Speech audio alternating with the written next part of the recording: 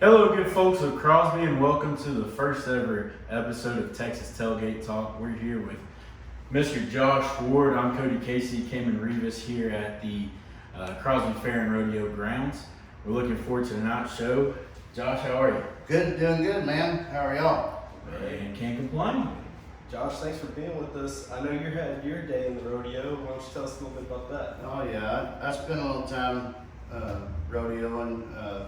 Rodeoed all through high school, Region 9 rodeo, and rodeoed a little bit after school, and figured out I wasn't the best in the world, so I went on to find a new career path. Well, man, I was talking to the guys just before this. They said they had a ride lined up for you in rodeo tonight. You know what? If I was here, I still have it, but on the physical side, maybe not so much. I understand. So what's it like playing these rodeo shows now that you're out of the game, and does it feel good to come back to see all this? Oh yeah, just like I told the boys last night, we played the Parker County Sheriff's posse up there in Weatherford last night, and that rodeo's been going on for 75 years. And one of the guys asked me, he said, "What's it feel like?" I said, I think that I'm still getting to contribute to the sport that I love so much. Getting to come and play the fairs and the festivals and the rodeos and stuff like that, it still allows me to be part of it, you know. It was a big part of my life for many, many years, riding bucking horses, and I still get to have the same, I guess you would say, the same outcome. You get the adrenaline rush, all that from the stage and that kind of thing. But to be able to still support the sport of rodeo, yeah, man, I love it. It's what we do. Well, some would say you're smart. You're the only one that walks into the rodeo with a guaranteed check. Yeah, I spent a lot of years not. This is just like rodeo, though. That's what my wife told me. She said, "You know, you've never unpacked the bag." I said, "I know." From rodeo and the oil field to music. I mean, I've always had a backpack, but I get to roll down the road with some of my best friends like I did in rodeo, and it's a camaraderie deal. That's still there. That's still in the music scene. So kind of still have the best of both worlds there, I guess you could say. I know you talk about being on the road a lot. You've been out of state quite a bit. What's the difference between in-state and out-of-state shows, if there is any? Man, you know, we have a great following in state and out of state. We've had to work a long time to build that following out of state, but you have some true country music fans out there. And it's good to get out of your comfort zone and go somewhere that you've never been, open up new markets and that kind of deal. But we have probably some of the most loyal fans that anybody could ever ask for, in state and out of state. So. Well, that's what, we went to school up in Lubbock, and that's kind of been a breeding ground for up-and-coming Texas country music artists. And when you listen to their songs, you feel like you should be on a cap rock with the wind blowing through your hair. Oh, yeah. When I listen to your songs, it makes me feel at home, makes me feel like I'm in Southeast Texas. I know you're from right up the road. Yes, sir. What's it like bringing that out to the rest of the nation? I know you toured with with Luke Combs, and then you had a headline tour of yourself. What's it like building that fan base out there? Is there work behind that, or is it just you getting on stage and being you? Absolutely, it's the hardest work you'll ever put in. But I mean, nothing's ever given to you; it's earned. So you got to get out there and bust your butt and travel the roads and put the miles in and stuff like that. I mean, getting in front of some great acts, earlier on in your career, going outside of these states. That's how you build the market. You go get in the trenches and open up for these guys as much as you can, and then you come back and try to do it on your own. And I've had the pleasure of working with some really, really great guys out of the state of Texas and in town. But I can honestly tell you, I didn't go out there and I didn't single-handedly take over a market. I had to go earn it and open up for these guys. So yeah, I mean, you got to put the time in. You got to put the miles and go earn it.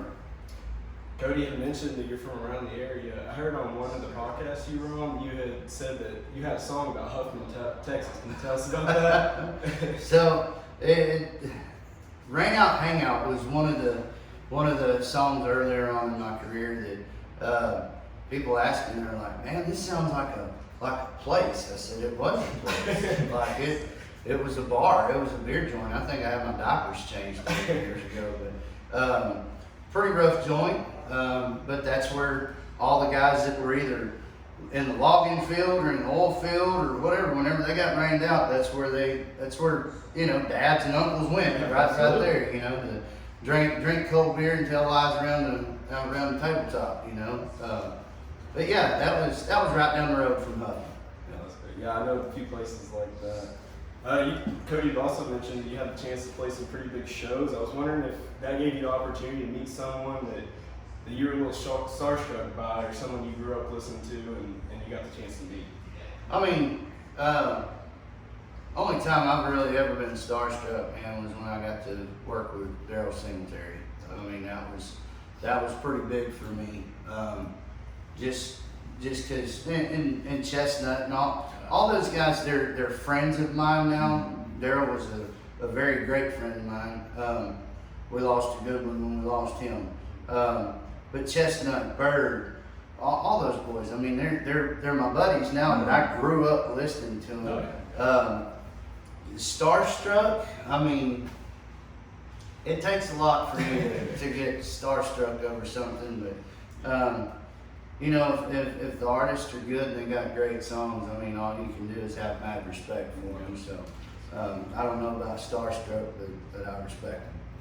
I've heard a lot of people try to, place your sound into a category, and it's obvious you wear your influences on your sleeve and always tip your hat to them when you can. Yeah. Is there anything other than in that old, not even old, but 80s, 90s country? Do you ever branch out of that for influence? Any other genres that speak to you or you listen to in your off time? Man, I'm kind of well, in my off time, I mean, I ride around a lot with Rodeo. I'm not gonna lie, but I mean, I'm a fan of music, and in general, if it's good music, like I said, if it's good music, worth listening to, I dive off into everything. I mean, I'm 80s hair metal. I grew up on, my cousins listened to that, grandpas and uncles listened to Haggard and Jones, but as far as pulling from different places, yeah, you can always get something going on in your head as far as like, man, that would sound cool if we did this here, and it might be from an old rock song, but there's a couple influencers there. I mean, a lot of my stuff was traditional country. Yeah. So that's who I've always been. I've never tried to bend or change what I am. So. And it works. And just to follow up on that, coming into the scene and then even now being established, what is your methods or how do you learn or how do you tap into that creative space and bring those emotions to life in your songs? What's that writing process look like? Man, you gotta feel it for sure. I mean, I'm not gonna, I've had trouble before. I mean, I've cut songs to where I didn't feel the song.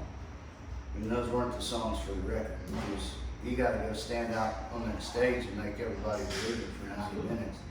And I can't do that with a song that I don't believe in. So, creative juices, I mean, when it hits you, you know when the song hits you. Anybody can relate to that. And it's that you have to go off of. It's that raw emotion that, man, this is it. If it hit me this way, how's it gonna affect everybody else that hears it? So I got one last question for you. Do you have anyone that's new and up and coming, or maybe someone you toured with that you listen to that doesn't really get as much exposure? Do you have anyone in mind that you'd like to shout out? I mean, we've been working with some boys named Kinfolk, and good dudes, salt of the earth guys. They're hungry. They want to get out and earn it. Well, ladies and gentlemen, that was Josh Ward. Y'all come out tonight. We got John Wolf starting us up, and then Josh Ward to close it out. Rodeo starts at 7:30. Thank you to all the kids who participated in the shows over the week, and congratulations to the champions.